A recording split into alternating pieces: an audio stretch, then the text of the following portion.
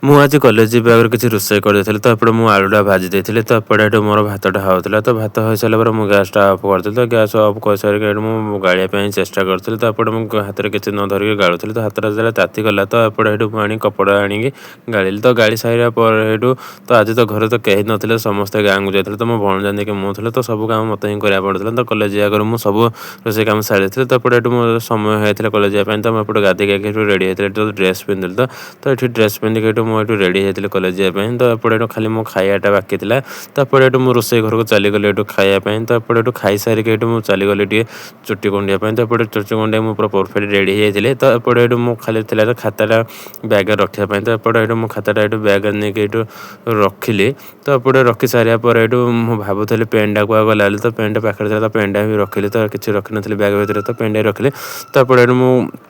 College ଯିବା ପାଇଁ ସେଠୁ ବଦାକୁ ଚାଲିଗଲେ ତ ଆପଣ ମୋ ଭଣଜା କହିଲେ ଦେଇଦେଇ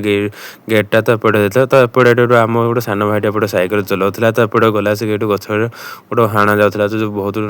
ଅଳିଆ ଦେଖାଯାଉଥିଲା ଗଛଟା ତ ଏପଟେ ଏଠୁ ମୋ ଭଣଜା ମୋ ସାଙ୍ଗରେ ଚାଲିଥିଲା କାହିଁକିନା ମୁଁ ଜଣେ ହିଁ ଚାଲିଥିଲି ତ ଆଜି ମୁଁ ସାଇକେଲ ଯାଉନଥିଲି ଆଜି ଗାଡ଼ି ଯାଉଥିଲି ମୋ ସାଙ୍ଗମାନଙ୍କ ସହିତ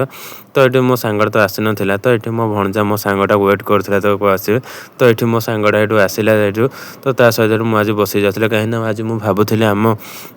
କଲେଜରେ ବହୁତ ପିଲା ଆସିବେନି ବୋଲି ତ ମୁଁ କହୁଥିଲି ମୋ ସାଙ୍ଗଟାକୁ କ'ଣ ତୁ ଆଜି ଆସେ ମୁଁ ତୋ ସାଙ୍ଗରେ ଯିବି ବୋଲି ତ ପିଲା ଆସିବେନି ବୋଲି ତ ଏପଟେ ସେଠୁ ଗଲା ସମୟରେ ଇଣ୍ଟରନାଲ ପିଲା ଯାଉଥିଲେ ତ ଏପଟେ ସେଠୁ ମୋ ସାଙ୍ଗମାନେ ଦୁଇଟା ଯାଉଥିଲେ ତ ସେମାନେ ଚାଲି ଚାଲି ଯାଉଥିଲେ ତ ଆଜି ଗାଡ଼ି ଆଣିନଥିଲେ ତ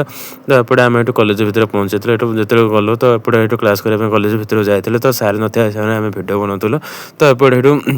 ମୋ ସାଙ୍ଗଟା ଏଠୁ କହିଲି ତୁ ଭିଡ଼ିଓ ବନା ବୋଲି ତ ଏପଟେ ଏଠୁ ମୋ ସାଙ୍ଗଟା ଏଠୁ ମୁଁ ଆଜି ଗାଁଟା ଦେଖୁଛୁ କାହିଁକିନା ମୁଁ ଫଟୋ ଲୁଚାଇ ଦେଇଥିଲି ତ ଆଜି ତ ବହୁତ ଟିକେ ଟେନସନ୍ ଲାଗୁଥିଲା ବୋର୍ ଲାଗୁଥିଲା କ୍ଲାସ୍ ତ କାହିଁକିନା ଆମ ସାର୍ 2 ଘଣ୍ଟା କ୍ଲାସ୍ ନେଇଯାଇଥିଲେ ତ ଏପଟେ ଏଠୁ ମୋ ଗୋଟେ ସାଙ୍ଗଟା ପଛରେ ଥାଇକି ତା ମୁହଁଟା ମାନ୍ଦା ଲାଗୁଥିଲା କାହିଁକିନା 2 ଘଣ୍ଟା ସାର୍ ତ କ୍ଲାସ୍ ନେଇଯାଇଥିଲେ ତ ଏପଟେ ଏଠୁ କ୍ଲାସ୍ ସରିବା ପରେ ଆମେ ଟିକେ ଏଠୁ କଲେଜ କ୍ୟାମ୍ପସ୍ ଗୋଟେ ଚାଲିଗଲୁ ଟିକେ ବୁଲିବା ପାଇଁ ତ ମୁଣ୍ଡ ଟିକେ ଫ୍ରି କରିବା ପାଇଁ ତ ଏପଟେ ଏଠୁ ମୋ ସାଙ୍ଗ ଟିକେ ପଳେଇ ଆସିଲା ଟିକେ ନୋଟିସ୍ ଦେଖିବା ପାଇଁ କ'ଣ ଛୁଟି ଅଛି ନା କ'ଣ ବୋଲି ତ ଦେଖିଲା ସେ କିଛି ନୋଟିସ୍ ମାରା ହେଇନଥିଲା ତ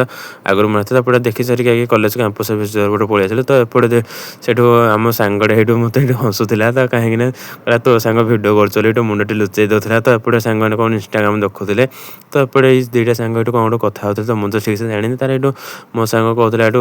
ଯିବା ବୋଲି ହାରି ଘରକୁ କାହିଁକିନା କ୍ଲାସ୍ ହେବନି ବୋଲି ପିଲା ତ କମ୍ ଥିଲେ ତାପରେ ଏଠୁ ମୁଁ କିଛି ଏଠୁ ଭାବିଲି ମୁଁ କହିଲି ଚାଲ ସାଙ୍ଗ ଯିବା ତ ଏପଟେ ଏଠୁ ଆମକୁ ପଳେଇ ଆସିଲୁ ତ ଏପଟେ ଏଠୁ ଆମ କଲେଜରୁ କ୍ଲାସ୍ କରିକି ଏଠୁ ଆସିଲେ ତ କ୍ଲାସ୍ ଗୋଟେ ହିଁ କରୁଥିଲୁ ଆଜି ତ 2ଟା କ୍ଲାସ୍ ଥିଲା ତ ଆଉ କରୁନଥିଲୁ ତ ସାଙ୍ଗମାନେ ଭିଡ଼ିଓ କେମିତି ଲାଗିଛି ଗୋଟେ ଲାଇକ୍ ଆଉ ସେୟାର କରିଦ ନୂଆ ସବସ୍କ୍ରାଇବ୍ କରିଦ ତ ପ୍ଲିଜ୍ ଭାଇ ତ ସବସ୍କ୍ରାଇବ୍ ଭାଇ ଜରୁର କରିବ।